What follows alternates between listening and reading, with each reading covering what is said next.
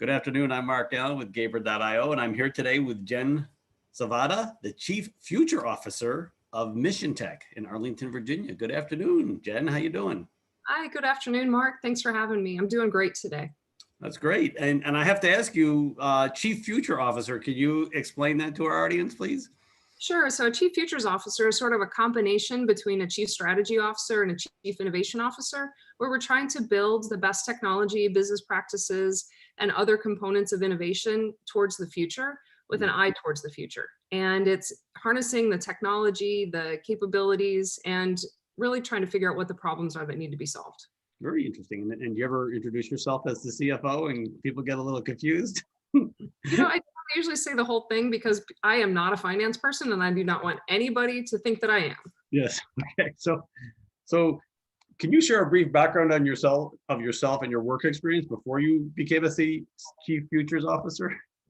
Sure. I recently, actually almost a year ago now, retired after almost 26 years in the Air Force. And my time in the Air Force, I spent as an intelligence officer, but during that time, most of my experience were related to bringing on future technologies and capabilities into government. And whether it was helping to modernize aircraft, whether it was bringing in new data analytics systems, helping with artificial intelligence, or even trying to make sure that our talent is the most digitally focused and understood that we could have. Interesting. And were you stationed in the DC area or were you stationed in Colorado Springs?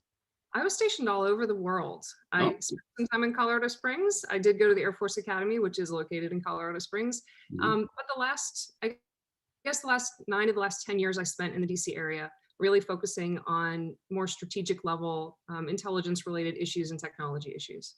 Wow, that's really very interesting stuff. So what has been your experience with remote employment in all these years? So interestingly enough, the last 3 years that I spent in the military, I worked remotely quite a bit. And I know that may sound odd, but for the last year I did talent management. So trying to bring the 35,000 people across the Air Force intelligence enterprise together and trying to figure out how to advance the talent that we did have, bring them into the digital age, make sure that we upskill our workforce and also appreciate them for what they do. That work could be done from anywhere. So I was able to work from home. I was able to work in the office depending on what needed to be done.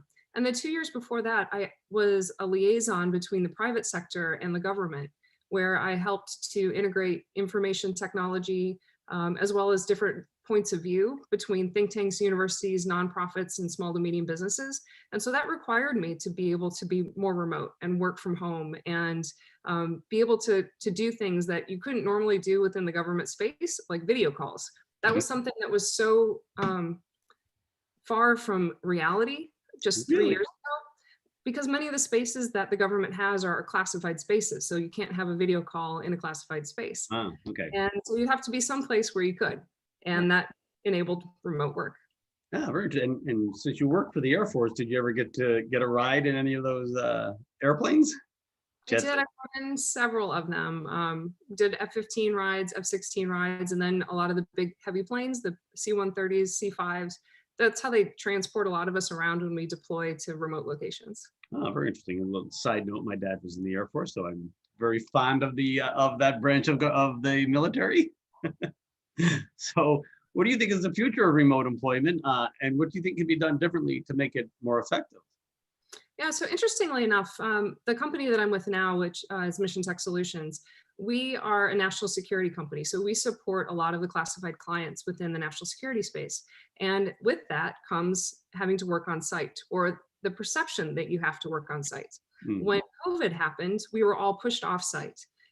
But we were lucky enough that a lot of the things that we were doing, whether it was software development or creating different enterprise tools for our client, we could do a lot of that in the unclassified world. We could do it in the remote space. We could do it at home. We could do it on our own computers, because what the difference is that technically or traditionally the data is what's classified, not the tools that you're using in order to process that data or analyze that data. And what it did is that it really changed the mindset of our client to say, you know what, there is some flexibility in how we bring people into our space. We have the flexibility now and actually sometimes increase productivity by allowing people to work in a more open environment where you have open source tools that you can use. You have access to GitHub now. You have access to other things that might not have been as easily accessible from a government network. Interesting. And when you say GitHub, I mean, that's just such a standard of the IT industry. It's hard to believe that that took this, a pandemic to make that available. And I'm assuming at home you do have to have extra security on your local or your computer, correct?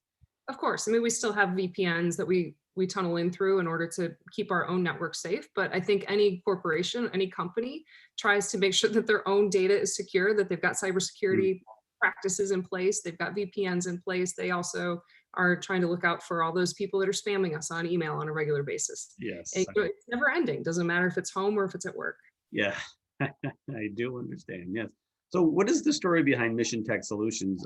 You've gone into it a little bit what you guys do, but who is your real end customer and how did it start? And how did you become a member of them? Sure. So Mission Tech Solutions was started by two gentlemen, Jeff Smergalino and Matt Scott, and it was about a year and a half ago now is when the company started. The two of them were working for larger corporations. One was in a consulting firm, one was the COO of a cloud development company. And they decided one day to try to break the filter of working in these big conglomerates that come in and oftentimes do a very good job, but they're just such an unwieldy mechanism that it's sometimes hard to make rapid change and be able to impact the mission as quickly. So they formed their own company, and it started off as a 2-person contract. Very soon thereafter, the client said, hey, we need you to scale to about 30 people. So we scaled from 2 to 30 people in the span of 6 weeks. And these were all highly technical personnel from cloud architects, software engineers, systems integrators, you name it, systems engineers, to try to help our clients solve some of their most challenging problems. The client that we do work with, or the clients that we work with, are within the national security arena, primarily the intelligence community. So we are trying to tackle some of the most challenging and difficult problems because we're not only dealing with them in an unclassified environment, but we're also dealing with them in these highly classified environments. And based on the work that we are doing to bring first to help discover what their most pressing challenges are, because a lot of times we think that we know what our problem is, but when people start asking questions, you realize that that might only be a symptom of the problem and is not the actual problem. So we help our clients get to the root of the problem, or what they think is the problem. And then we use a process that we call the Promethean process, which goes through the evolution of determining what kind of solutions we need to develop, whether it's a business process, change management, if it's a technical solution, helping them uncover what that technology may be, determining if it exists in the commercial sector, because we'd prefer to use commercial technology over something that needs to be developed within government. And if there isn't something commercially available or it needs to be modified, we will help them with that solution development and then integrate it into the systems that they have. Wow. And so, I mean, 30 people in 6 weeks, just the logistics of that alone. And are they all from the DC area, or are they all over the country? We have brought people in from all over. So we are mainly focused in DC, but we have hired people from across the US. And so it's a matter of, hey, we'll move you here. Let's get here. Let's start supporting the client in doing the mission.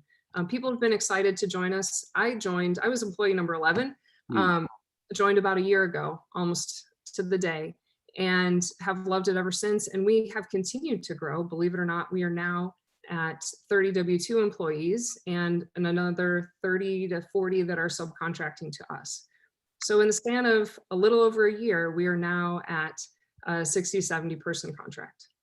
Wow, that is really unbelievable growth. I mean, we see that here in Silicon Valley, but it's just like, wow. And I know, that is quite a challenge. Interesting. So the ongoing pandemic forced everybody to go remote. It sounds like do you have an office in DC, in the DC area? Does your company? A co-working space that has 4 desks in it. Everybody else works remotely from home, and I will have to say that our client has started recalling people back to work. So we have people that are on shift schedules where they'll go in for a week and then they'll be home for a week to try to continue some of the classified work that needs to get done. Interesting. So and has that been since day one, or is that since COVID? That's been since COVID. Okay. There's going to change. It used to be everybody went to work every day. You pulled into the parking lot, you badged in, Mm. you might see some daylight if you went out and went to lunch. If not, you will show up, as the sun is setting, you'll badge out and get in your car and go home. Wow. So did the ongoing pandemic cause any unusual challenges for you just by the nature of the work you do? I mean, it's very classified. Did that cause any challenges like when it first hit?